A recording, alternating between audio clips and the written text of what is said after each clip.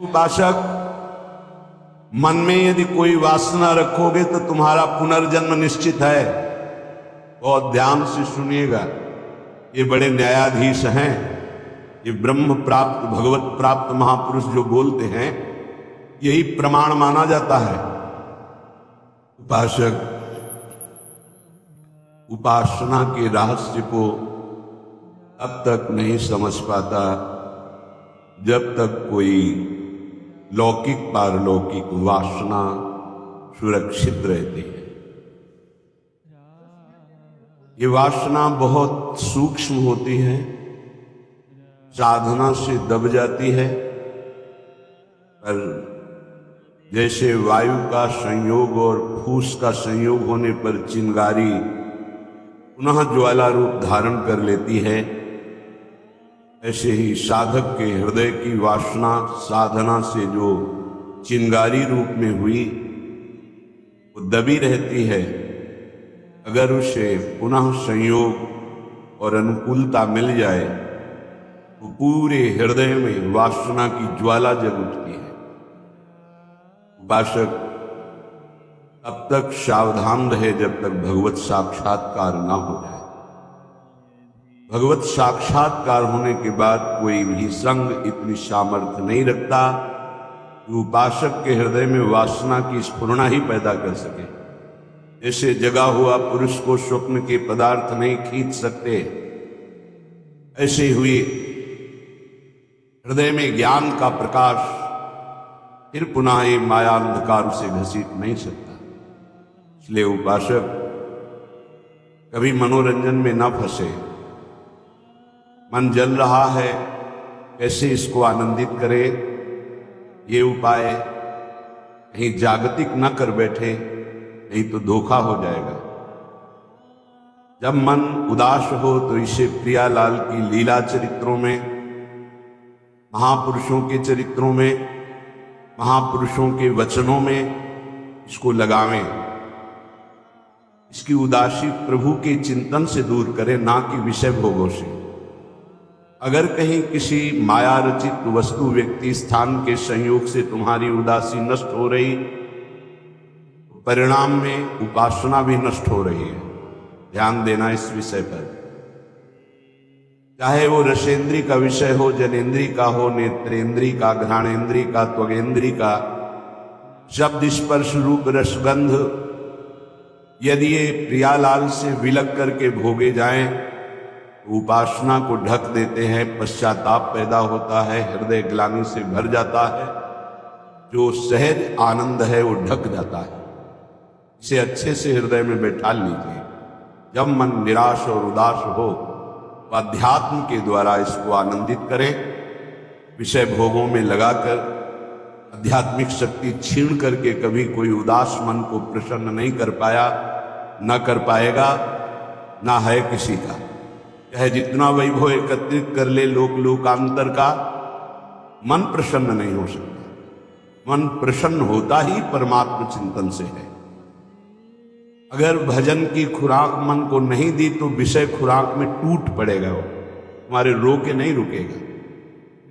अगर इसे कोई रोक सकता है तो भजनानंदी, चाहे वो गृहस्थ हो या विरक्त हो, जितना आप भजन रूपी धन एकत्रित करेंगे वो महाबल है, उसी से मन को रोका जाता है। भजन करते करते हृदय सरस होता और लीलाओं में सुख मिलने लगता है। प्रभु की रसमयी लीलाएं हैं। वृंदावन में महामाधुर्य रस बरस रहा है, जो सब रसों का भजन का सार है। नित्य विहार रस, नित्य विहार भजन। आज वृंदावन ने अपने हाथ से किसी ने रचना नहीं की, स्वयं बड़ी बड़ी लताओं में, वृक्षों में लताएं आलिंगित हो गई हैं और सुंदर महल की रचना कर दी। वृंदारण्य ने स्वकर रचित आश्चर्य में लता भवन का निर्माण स्वयं हो गया है। ये लताएं चिदानंदमयी हैं, ये जड़ लताएं नहीं हैं। जिस समय प्रियालाल की जैसी लीला होनी होती वैसा ये स्वरूप धारण कर लेती है। मानो वृंदावन ने अपने कर कमल से लता भवन का निर्माण किया हो। सजनी देखो आज कितना सुंदर वृंदावन ने इस लता भवन का निर्माण किया है। माधवी और केतकी लता ने स्वयं मिलकर बड़े बड़े वृक्षों का आलिंगन करते हुए लता महल की रचना कर दी, लता भवन की रचना कर दी। इतना सुंदर लग रहा है मानो साक्षात काम का आगार हो, काम का ही भवन हो। काम अर्थात वृंदावन में महाप्रेम, मानो महाप्रेम रूपी लताओं ने ही भवन रूप धारण किया। श्रीपाद उसी को कह रहे, वृंदारण्य स्वकर रचित आश्चर्यम। बड़ा आश्चर्य है कि जहां जैसी झालर चाहिए, जहां जैसा कंगूरा चाहिए, जहां जैसा निर्माण चाहिए, लताओं ने स्वयं वो रूप धारण कर लिया है। और जहां जैसे पुष्प चाहिए बंधनवार की तरह वैसे खिले हुए उन लताओं में पुष्पों के गुच्छे हैं। सतपुष्प वाट्याम, आश्चर्य में लता भवन का निर्माण वृंदावन ने किया। और सुंदर सुंदर पुष्पों की ऐसी रचना है मानो बंधनवारें बांधी गई हों, झालरें लटकाई गई हों। जिस मार्ग से प्रिया प्रीतम पधार रहे हैं, आसपास की लताएं फूली हुई, वो प्रेम में हृदय में भावना, उस भावना में ये वृंदावन प्रकाशित होता है। जिस पथ से प्रियालाल पधारेंगे बड़ी सुंदर पुष्पों की गादी है, ऊपर से पुष्पों का पराग है, सुंदर इत्र का छिड़काव है, आसपास से झूम झूम कर लताएं भूमि को स्पर्श करती हुई इतनी सुंदर खिली हुई है कि प्रियालाल को देख करके ही आनंद उन्मत्तता होती है। लता भवन का निर्माण सुंदर सुंदर खिले हुए पुष्पों से सजाया गया है। किसने सजाया है? वृंदावन में। सुंदर मार्ग में और उस लता भवन में बड़ी ही पुष्पों की कारीगरी की गई।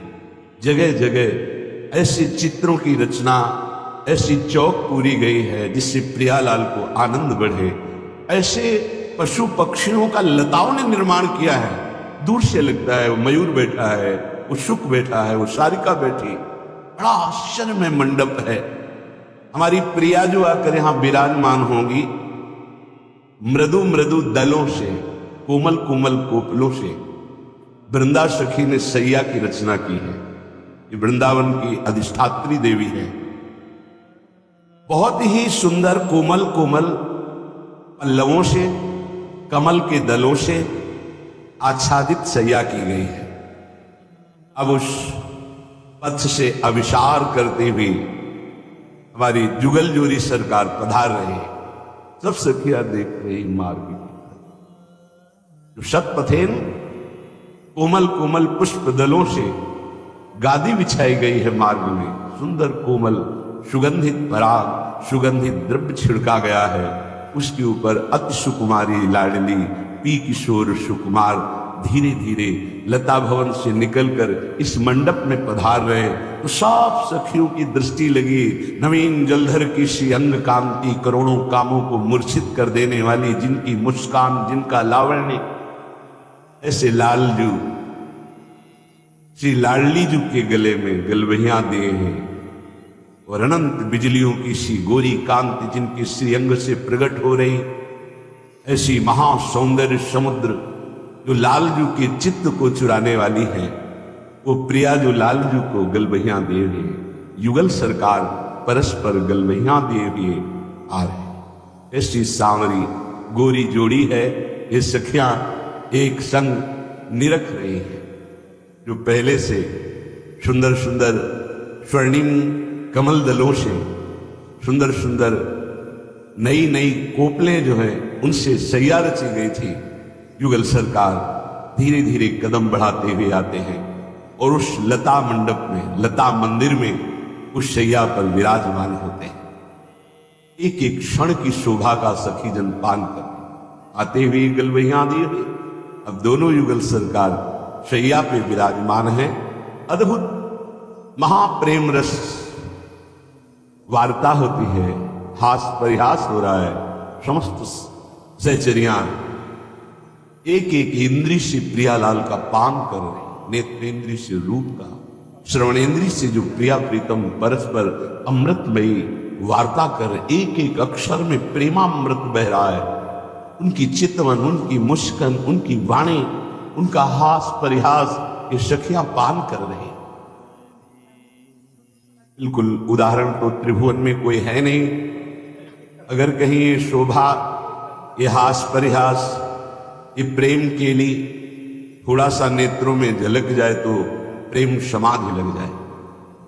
आपका मन तो इतना मलिन है कि सांसारिक जब 3 घंटे हास परिहास विनोद नाटक नौटंकी की लीला होती है तो पैसा देकर तुम्हारा मन कहीं नहीं जाता, और 3 घंटे आप विषय प्रपंच की एकाग्रता में लीन रहते हैं, जिसे फिल्म कहते हैं। 3 घंटे 2.5 घंटे आप बैठे गर्व महसूस करते हैं, आनंद महसूस करते हैं। सोचो, वो नायक झूठा, वो नायिका झूठी, वो खेल झूठा, हास परिहास झूठा, और उसमें तुम आनंदित हो रहे हो। कहीं सच्चिदानंद की मुस्कान देखने को मिल जाए, कहीं सच्चिदानंद का हास परिहास देखने को मिल जाए, कहीं सच्चिदानंद की शोभा निरखने को मिल जाए, तो दशा क्या होगी तुम्हारी? तुम्हारा मन तो झूठे विषयों में भी राजी हो गया, झूठी कहानियों में राजी हो गया। कहीं सच्चिदानंद की लीला देखने को मिल जाए तो प्राणों की आफत आए। ये प्राण आचार्य बल से टिकते नहीं तो प्राणों की सामर्थ्य नहीं आनंद समुद्र को झेल सके। ऐसा परमानंद एक झांकी में है युगल सरकार की। युगल सरकार उस शैया पर बैठे हुए हास परिहास, ये वो प्रभु हैं जो शिव शनकादि अपने ध्यान में जिनको लाने की प्रत्येक पल चेष्टा करते रहते हैं। वृंदावन रजोप सेवी रसिक जनों की कृपा से जोरी नेत्रों में नहीं हृदय में ही बस जाती है। ये हृदय निकुंज में खेलने लगते हैं। पूरी रात महा उत्सव चला प्रेम का, तऊ ना घाने हैं। सखियां इस प्रेम चेष्टा को देखकर नहीं अघा रही, और प्रियालाल इस प्रेम चेष्टा की क्रीड़ा से नहीं अघा रहे। बड़े चतुर शिरोमणि लाल जो हैं, पर हमारी लाडली जू के सामने इनकी एक भी चतुरता नहीं चलती। भोरी हैं हमारी प्रिया जू, पर 64 कला प्रवीण है। रूप राशि अति चतुर शिरोमणि। लालजू बहुत चतुर शिरोमण है, दृष्टि कहीं और है और स्पर्श कहीं और करना चाहते हैं। कैसे कोई जान पाएगा?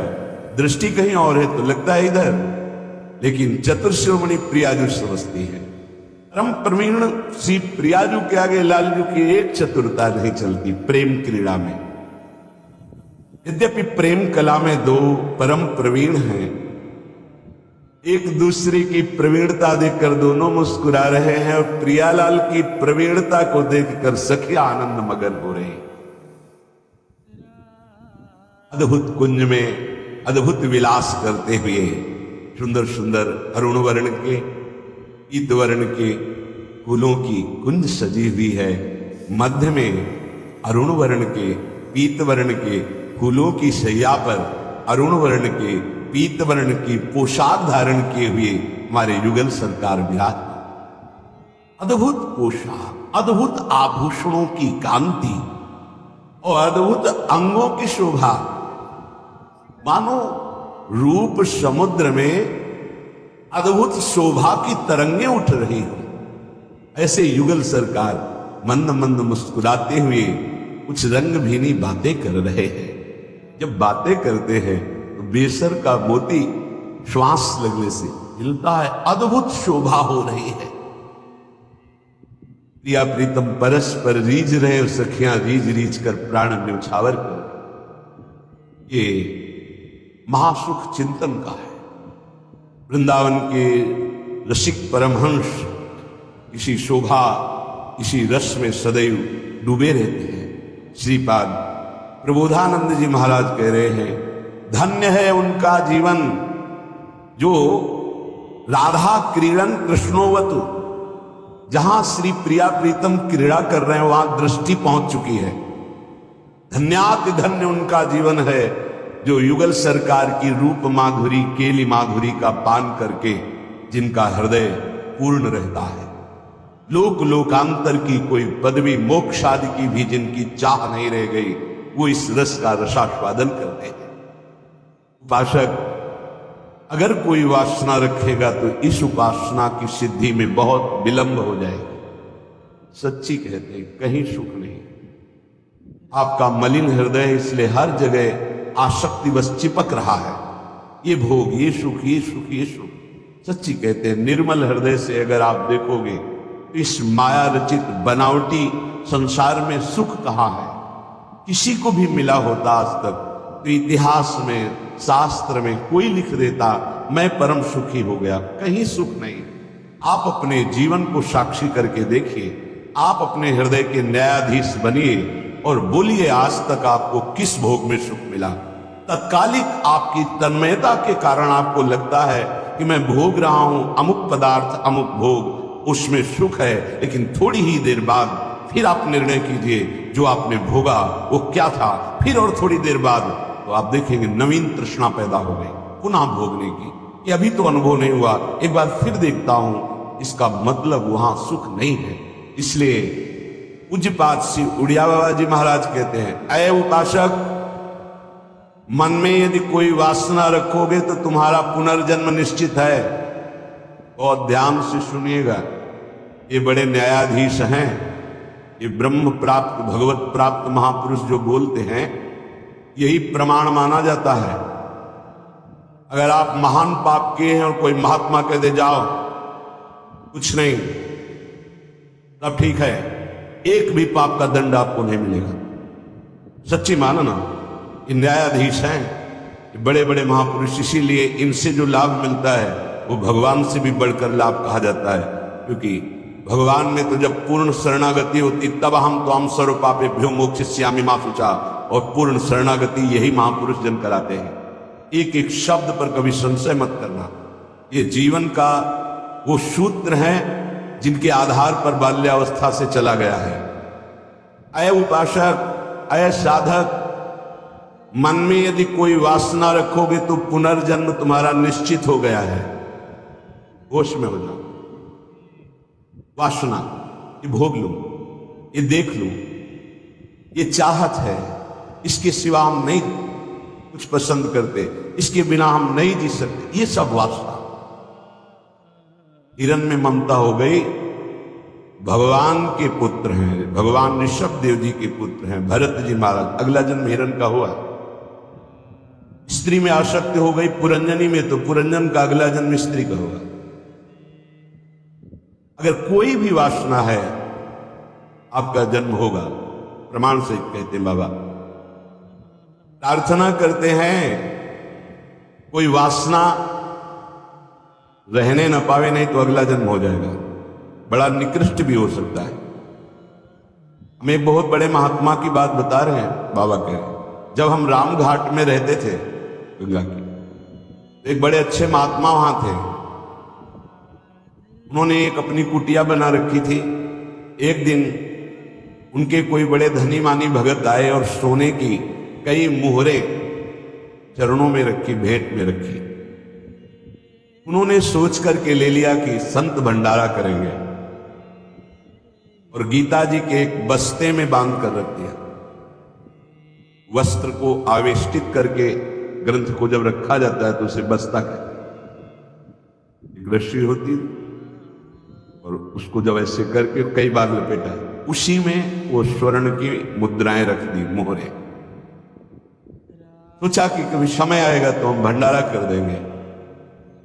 कुछ संतों ने उनसे कहा चलो तीर्थ यात्रा करने बद्री नारायण चलते। चिंतन में आया कि वो मोहरे रखी, भंडारा करना था, पर संतों से कह नहीं पाए और चले तो बद्री नारायण नहीं पहुंच पाए, रास्ते में ही प्राण निकल गए। प्राणों का क्या भरोसा, कौन सा कदम आखिरी होगा किसको पता, कौन सी श्वास आखिरी होगी किसको पता। इसलिए बहुत चतुर सुजान वो है कि कोई संकल्प नहीं रहने देते, नहीं रखना चाहिए। चतुर सुजान साधक कल हम ये करेंगे, नहीं नहीं, अगर श्री जी ने चाहा तो कल ऐसा हो जाएगा। शब्दों में बंधना, शब्दों में ही मुक्त होना, संकल्प में ही बंधना और संकल्प से ही मुक्त हो जाना, दोनों बातें हैं। कल मुझे अमुक जगह जरूर जाना है, तुरंत अंदर से हाँ श्री जी ने चाहा तो जरूर चले जाएंगे। वाणी से भले चूक हो जाए, अंदर से चूक नहीं होनी चाहिए। तत्काल आराध्य देव को बीच में लो, नहीं फंस जाओगे। एक बार भी आराध्य देव को बीच में नहीं लिया,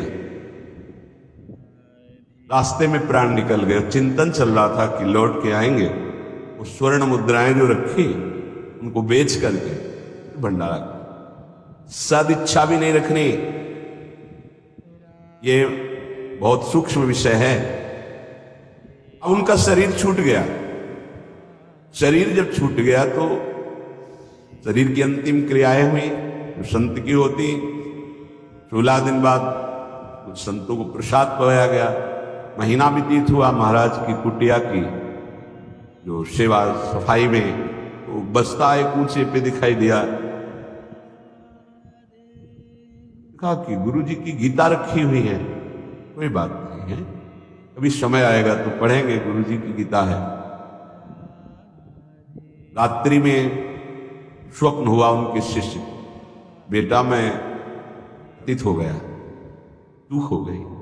अंतिम समय स्वर्ण मुद्रा का ध्यान होने के कारण मैं सांप बनकर उसी बस्ता में बंधा हुआ हूं। जब तक स्वर्ण मुद्राएं बेचकर संत सेवा नहीं करोगे, मुझे सांप की योनि मिली है।